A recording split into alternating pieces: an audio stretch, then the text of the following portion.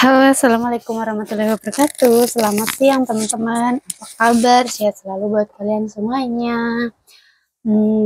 Terus panjang umur, rezekinya lancar itu tentunya ya. Terus menemukan kedamaian hati, dikelilingi dengan hal-hal yang baik dan kita bisa menularkan kebahagiaan juga. Amin ya robbal alamin. Alhamdulillah sudah 3 hari ini dan ini sudah membaik. Saya terkena COVID itu sudah lumayan baik teman-teman.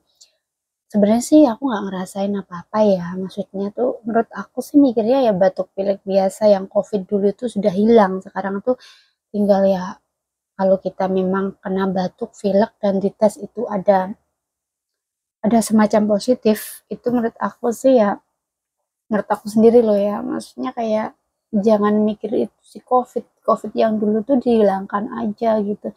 Jadi mikirnya ya batuk pilek ya harus minum obat, cek dokter gitu, biar nggak takut di dalam hati juga gitu. Ketakutan itu pasti yang dulu itu banyak banget ya kalau yang musim covid corona yang dulu, tapi kalau yang sekarang tuh lebih mikir ke ya memang batuk pilek, kita kan kadang capek, imunnya lagi rendah, terus kita mencium udara yang di luar sana yang campur-campur, ada bakteri dan lain-lain, tentunya juga mengundang batuk pilek gitu loh, panas gitu. Dan itu pun juga jarang teman-teman ya, maksudnya nggak yang mewabah seperti dulu gitu. Nah, aku mau cerita hari ini tanggal 24 ya. Tuh di rumahku mau ngadakan halal bihalal. Jadi halal bihalal yang kemarin tuh gantian gitu ya. Yang kemarin lagi apa namanya? Kayak apa? Puasa itu loh, bukber ya, bukber itu di rumah teman gantian gitu untuk YouTuber Tulungagung gitu. Saya ucapkan minal aizin wal faizin, mohon maaf lahir dan batin ya. Setidaknya saya pernah bertemu dengan YouTuber Tulungagung yang lagi berjuang bagaimana sih bikin konten dan lain-lain, dan sempat juga di situ karena aku tuh termasuk malu ya gitu, cuman mendengarkan mereka, terus mendengarkan apa ya, kayak istilahnya kita lagi semuanya tuh lagi berjuang, tapi banyak di situ tuh kayak kegiatan-kegiatan gitu. Memang kalau di YouTuber Tulungagung itu kita dulu tuh kayak ngumpul-ngumpul ngopi, paguyupan ya, seduluran gitulah istilah. Terus tapi di samping situ kenal teman ini teman itu gitu, terus nanti ada project apa, bikin video apa gitu. Dulu tuh pengen ngisi, ceritanya tuh di YouTuber Tulungagung tuh kayak ngisi konten setiap, nggak ngerti ya, seminggu sekali atau berapa gitu, mau ngisi konten YouTuber Tulungagung, tapi kan konten mereka sendiri aja yang perorangan aja belum bisa ngisi konten, apalagi untuk ngisi itu kan nggak ada waktu juga gitu. Terus ya disitulah sebenarnya sudah ada komunitasnya, cuman untuk mau konten apa semuanya tuh lagi bingung gitu.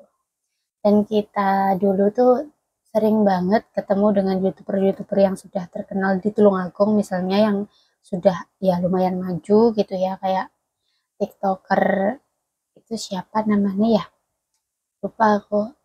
Aku lupa itu siapa sih, beneran lupa aku. Yang dari Tulungagung itu loh, TikToker. Nah, terus ada oh Boboju ya, Boboju, ada Mas Boboju gitu, ketemu ya karena itu di YouTuber Tulungagung itu mengundang. Terus ada juga Pak D Pak D dan So dan COK gitu. Nah itu dari mana ya rumahnya dulu tuh, lupa aku. Pokoknya rumahnya sekitar Tulungagung tapi kerja di Italia apa mana ya, Eropa atau di mana sih, lupa aku ya. Pokoknya di luar negeri sana jadi chef. Ya, seperti itu, banyak ketemu orang-orang seperti itu dengan orang-orang yang membuat film ya, berkarya seperti itu. Menurut aku tuh kayak jauh dari dunia aku yang memang aku cuman ketemu sama temen kayak gitu ya, temen biasa ya, temen kita seperjuangan sekerja kayak gini. Dan di situ secara tidak langsung ada temen model, ada temen yang berkreasi seperti itu, sutradara, pembuatan film ya, seperti itulah. itu kayak sesuatu tersendiri gitu. Terus sampai ketemu juga di musik gitu, mereka melihat itu seperti sebenarnya semuanya itu seperti impianku yang dahulu gitu. Jadi aku kayak dikasih lihat gitu tuh kayak kenapa nggak dari dulu umpamanya gitu loh. Pas aku juga pas seneng-senengnya, pas aku tuh memang semangat-semangatnya ketemu dengan orang-orang seperti itu. Tapi sekarang minatku sudah hilang, teman-teman, sudah mikir, udah ini tua, udah ini banyak generasi yang lebih berbakat, cantik dan lain-lain. Dan sementara aku udah lama banget nggak ngasah hal itu, jadi nggak bisa. Mungkin kalau dulu aku menawarkan diri gitu, udah bikin lagu dong, gini, terus aku nyanyikan. Seperti itu mungkin ya, banyak seperti itu karena dulu tuh kepedeanku tuh full. Kalau sekarang itu udah nggak tahu lagi, teman-teman.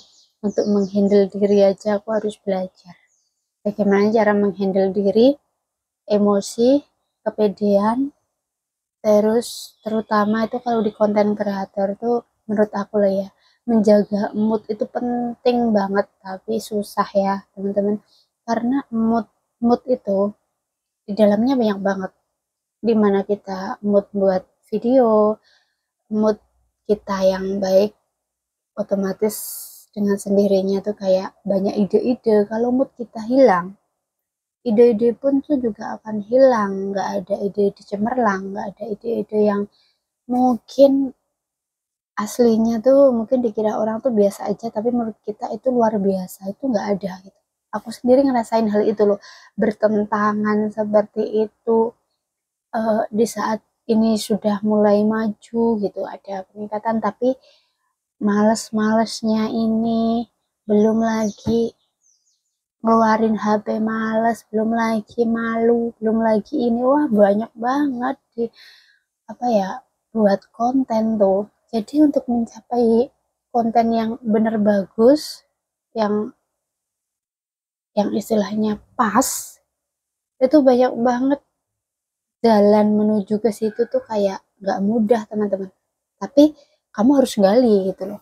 Karena itu semua ada di dalam diri kita, semangat, ide-ide cemerlang, terus berani gebrakan baru, merubah dari yang dulu kayak gimana, sekarang bagaimana, gitu. Itu loh. Terus berani collab-collab, nggak malu tahu apa yang ditanyakan dan bagaimana pembawaan diri kita. Eh, Datar aja kayak gini, lemes atau ceria, seneng juga memang bener-bener itu seneng, welcome gitu loh. Itu ngaruh banget ke penonton. Ya, beneran ngaruh. Aku nyadari kenapa penonton aku nggak banyak, kenapa nggak ada yang suka nih. Ya karena aku kontennya di dapur aja, teman-teman. Selain di dapur, di luar juga kayak gitu. Nggak ada interaksinya sama orang, nggak ada sesuatu menonjol yang aku jual. Itu maksudnya menonjol yang aku jual tuh, aku bukan kayak fisik ya, fisik dari aku bukan itu. Aku nggak di situ karena aku menyadari hal itu nggak ada di diri aku. Tapi yang aku maksud adalah menonjol itu apa? Isinya tuh bagus, menghibur bener-bener. Kalau misalnya pelawak ya bener-bener ngelawak gitu. Kalau misalnya kamu konten kreator seperti apa, apa sih yang kamu sajikan gitu. Nah itu tuh aku belum dapet, dan aku belum berani langsung ke orang, hey apa kabar, gimana, terus tanya-tanya sesuatu hal, menggali dia lebih dalam, bahkan mencari tahu kesuksesan dia bagaimana, lika-likunya bagaimana bisa mencapai sampai titik ini.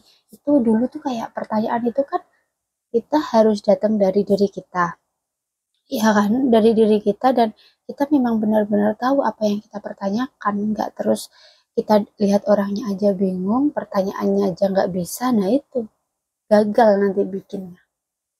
Apa yang kita kulik tuh gagal.